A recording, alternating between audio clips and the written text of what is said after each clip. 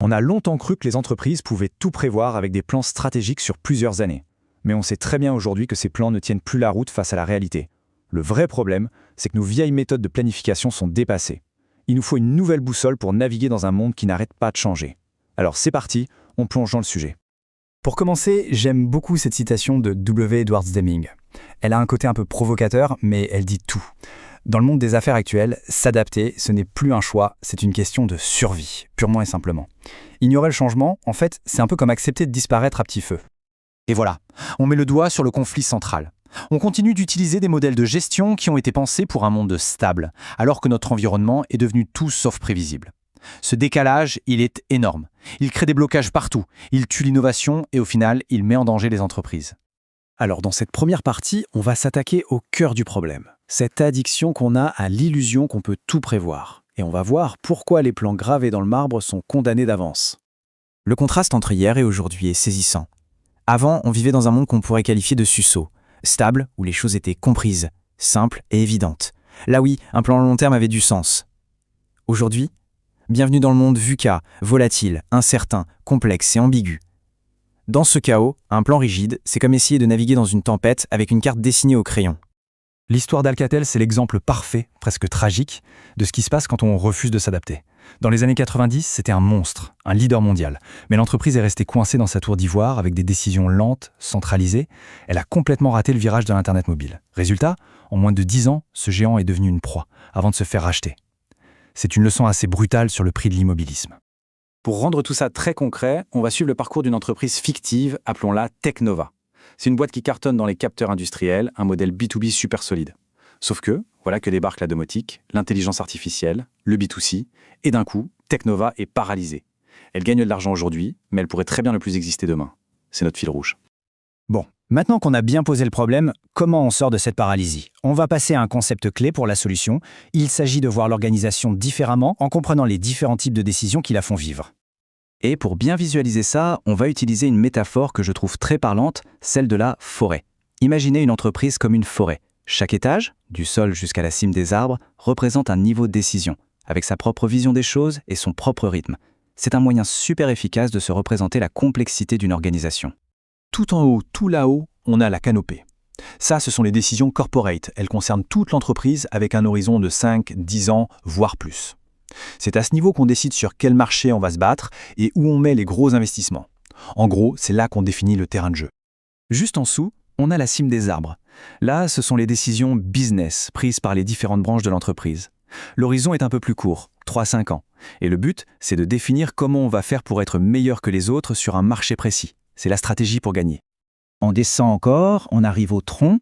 Ce sont les décisions tactiques. Elles sont absolument cruciales parce qu'elles font le pont entre la grande stratégie et le travail de tous les jours. L'horizon, c'est quelques mois. Leur mission, transformer les grands objectifs en un plan d'action concret. C'est la courroie de transmission de l'entreprise. Et enfin, tout en bas, au niveau du sol, on a les décisions opérationnelles.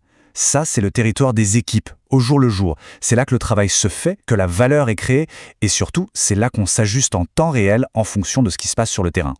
Et c'est précisément là que le bas blesse pour Technova et pour tant d'autres.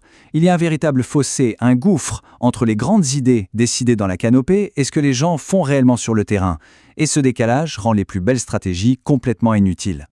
Pour bien comprendre les outils qui peuvent aider, l'analogie de la voiture est parfaite. Les KPI, les fameux indicateurs de performance, c'est le tableau de bord. Ça indique la vitesse, le niveau d'essence. Ça mesure l'état actuel de la voiture. Ça regarde le présent. Les OKR, pour objectifs et résultats clés, c'est différent. C'est le GPS. Ça indique la destination, le chemin à prendre pour y arriver. C'est tourné vers le futur, vers la transformation. Alors, comment on fait pour combler ce fossé ? La solution, c'est de créer un véritable système nerveux pour l'organisation. Un système de boucle de feedback qui connecte tous les niveaux de décision en permanence. Voilà à quoi ça ressemble concrètement. C'est un système de 4 boucles qui tournent à des rythmes différents. Une boucle annuelle pour la vision globale, une trimestrielle pour la stratégie, une mensuelle pour la tactique et une boucle quasi permanente pour les opérations. Mais le plus important, c'est que l'information ne fait pas que descendre, elle remonte aussi. C'est ce qui crée un alignement dynamique et intelligent. Maintenant qu'on a ce système, il faut un outil pour s'orienter, une sorte de boussole pour prendre les bonnes décisions. On va donc découvrir un modèle très pratique qui s'appelle Agile4E, conçu pour aider à gérer les projets dans ce monde incertain. Le modèle Agile 4E est génial parce qu'il est très simple, basé sur une grille et la métaphore des saisons. L'exploration, c'est le printemps, on plante des graines, on teste de nouvelles idées. L'expansion, c'est l'été, les idées qui ont pris, on les fait grandir. L'exploitation, c'est l'automne, on récolte les fruits de nos activités bien établies. Et l'exclusion, c'est l'hiver, on coupe les branches mortes pour que l'arbre reparte de plus belle. Et quand on applique ce modèle à notre cas d'étude Technova, tout devient beaucoup plus clair. Leur prototype d'IA, c'est de l'exploration. Leur nouveau produit de domotique, c'est l'expansion. Leur capteur industriel historique, ça, c'est l'exploitation pure. Et leur vieux service SRE qui ne rapporte plus grand-chose, hop, en zone d'exclusion pour libérer des ressources. Le brouillard stratégique se dissipe d'un coup. On arrive maintenant à l'idée la plus importante. On voit bien que le but du jeu a changé. L'objectif n'est plus d'avoir le plan parfait, tout simplement parce qu'il n'existe pas. Le but, c'est de construire une organisation qui est, par nature, capable de s'adapter en permanence. Et c'est ça, le point crucial. Il ne s'agit pas de suivre une nouvelle méthode à la lettre. Il s'agit de développer une nouvelle compétence au cœur même de l'entreprise. Cette compétence, c'est la capacité à ne plus voir le changement comme une menace, mais au contraire, comme une source d'opportunité, comme un véritable avantage sur la concurrence. On va donc terminer avec cette question qui résume tout. Si le monde est devenu un brouillard où on ne voit pas à 10 mètres, est-ce qu'une vieille carte même très détaillée sert encore à quelque chose ? Ou est-ce qu'il ne vaut pas mieux apprendre à naviguer à l'instinct avec une bonne boussole en s'adaptant constamment ? La réponse à cette question, c'est elle qui décidera qui sera encore là demain.